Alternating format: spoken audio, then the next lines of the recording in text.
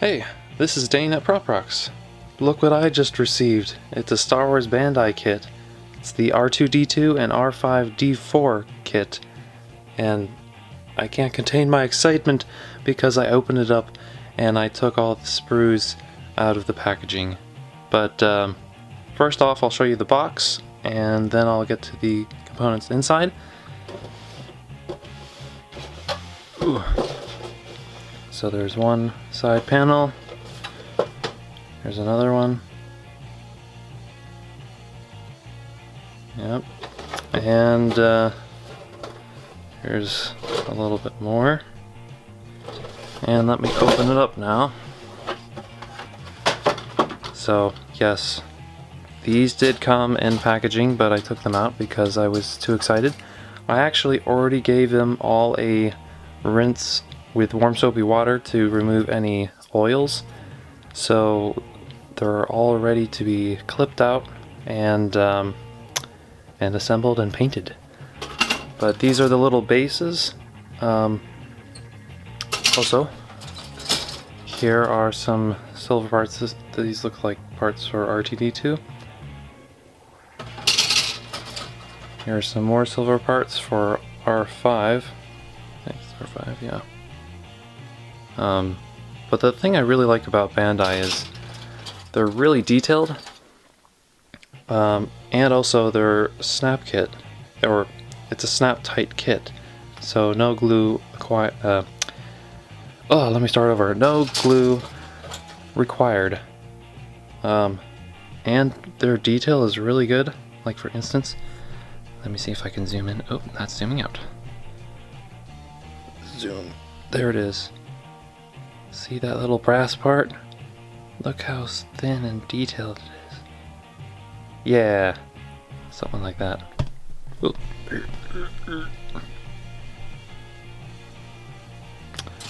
I got one more piece in here. Oh, looks like a piece fell out. It's part of the R2 unit. Then I got some water decals and stickers. I think this is the water decals. I might try using that for some of the thin lines right here, but I'll see what works. And then here's the instructions. Oop. Right there. This is the back. Zoom in a little bit for you people.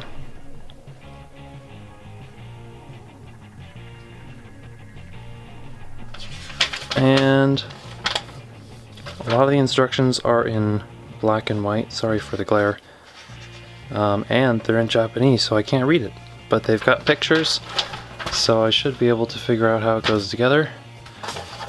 Get in there.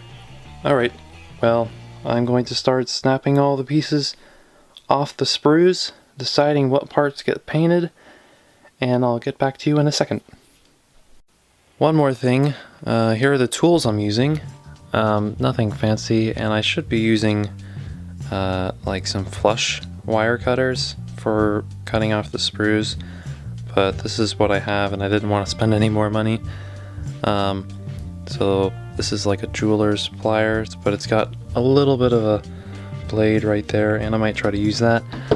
I got an X-Acto blade for cleaning up little bits, like the little leftovers on the pieces. And then I've got another pair of wire cutters, a little bit more heavy duty, but this one has a pointier end and that might be better for, you know, clipping parts. So just wanted to show you the tools. You know what? Maybe this won't fit. I don't know. I can't get in there. I can't get in there. I need my other ones. This is not going to work very well. In case you haven't noticed, I've never done model kits before, so please excuse the fumbling.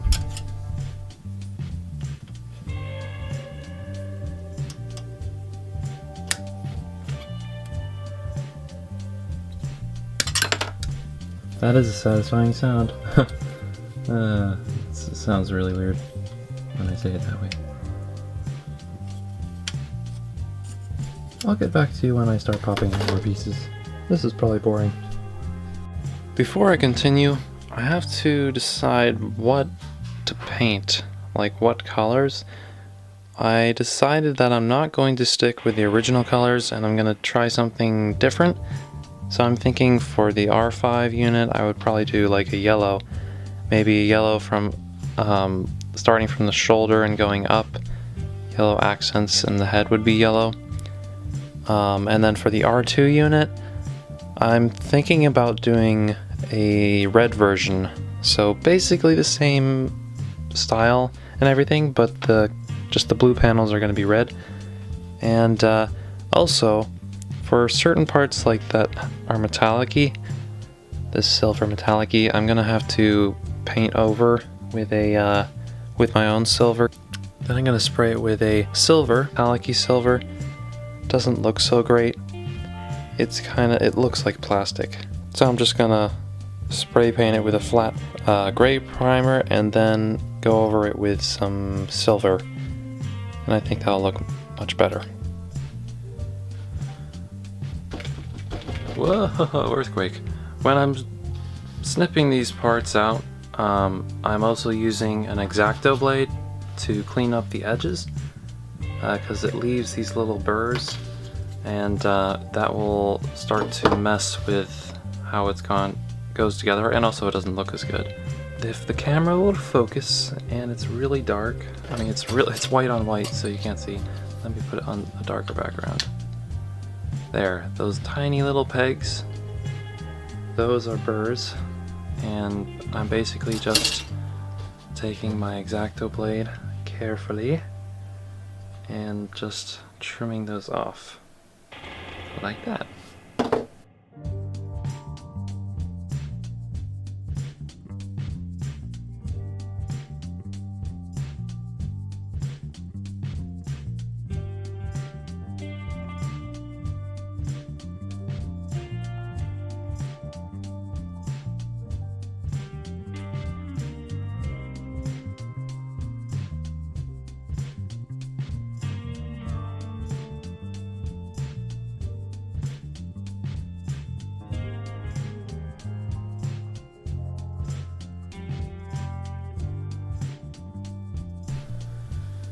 I almost forgot one of the most important parts in making models.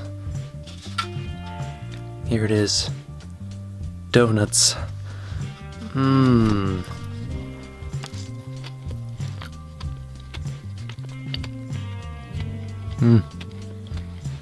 Apple cider.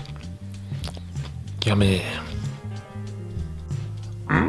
Delicious that was. Sorry.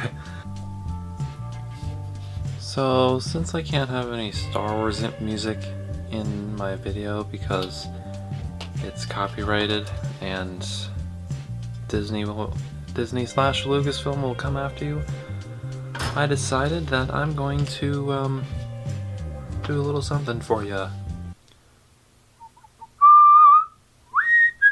No. You thought I was gonna whistle for you. No, I'm not going to.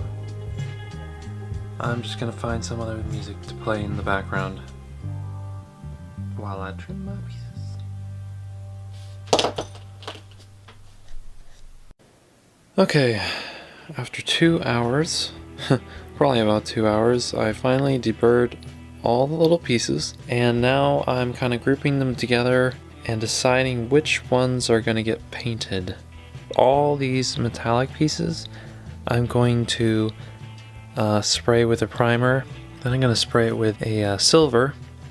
This over here I'm going to spray paint yellow, and that's going to be red. And then this base over here is going to get a primer and then a gloss black. Alright, I'm back from painting. You may be like, what on earth is that? That's a good question. I don't know. This is just a piece of scrap corrugated that I used, and I actually used masking tape to keep my pieces down, and that worked pretty well actually, to keep the pieces from flying away. Now they're a little tacky, but I'm gonna take them off and still use it though, and build it, and then later once it's fully dry I'm going to start on the weathering. Well, here are some of the red pieces, and actually they turned out pretty nice. They're glossy, and I just used off the can spray paint. As you can see, I did a good job of painting. Haha, got paint on my hands. There's some blue showing, but that part's not visible when it's built. So I just mainly focused on the parts that really needed it. So they're nice and glossy, which I'm happy about. I'm going to show you the other pieces. The yellow, because I chose yellow. And then I actually spray painted all the white pieces with a flat white instead, because I didn't really like the texture of the plastic, even though it's white. Now they're spray painted white.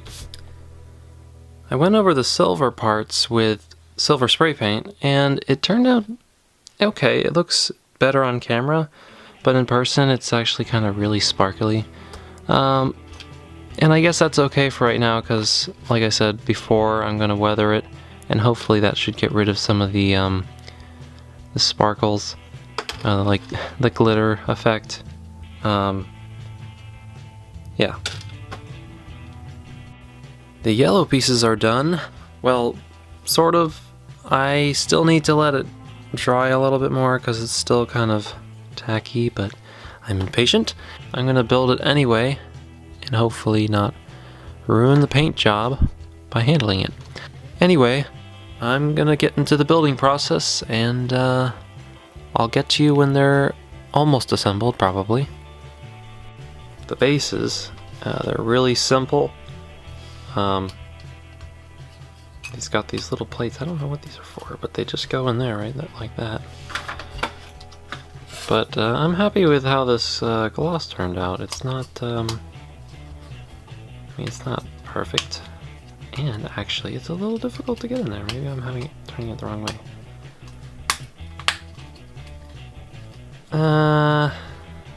It's not perfect. It's alright. But they've got, oh, that's not it. There's these little connectors. That just clicks in there. And there's the platform, the base.